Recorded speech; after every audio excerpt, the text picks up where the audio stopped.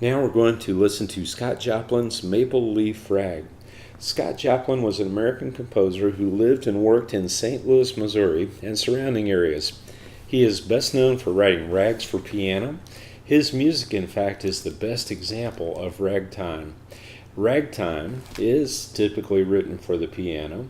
It uses a number of repetitive sections. Notice here in the Maple Leaf Rag, he's got an ABA section here, followed by a contrasting C section and a D section. It was not uncommon for people playing rags to go ahead and repeat the A section again to close the song as it began.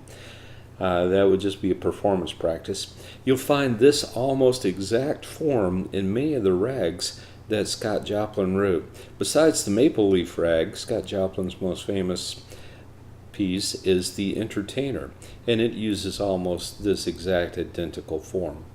The other thing I should mention to you about rags is that they tend to use a significant amount of syncopation. That means that the beats are divided unevenly. So you will frequently find a song that starts with, let's say, a rest on the strong beat, and then the notes come in the middle of the beat. You'll also find here a note that is accented in the middle of the beat. Here you'll find a note that enters early, and this form of syncopation was very much what you would expect when listening to ragtime music.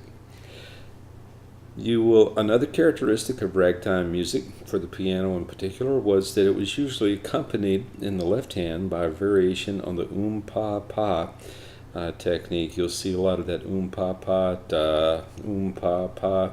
type of activity happening here. This would be found in most of the rags. The other thing I should mention is that this tempo marking, Tempo Di Marcia, in the tempo of a march, is exactly the type of tempo that was found in most rags as well.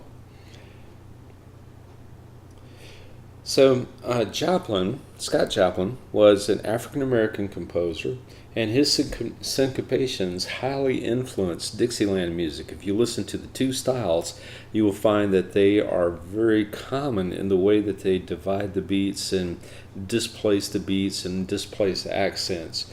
Both Ragtime and Dixieland had a strong influence on the development of jazz. I will pause the computer now and listen to Maple Leaf Rag. I think you'll hear each of these things that we've talked about in this composition.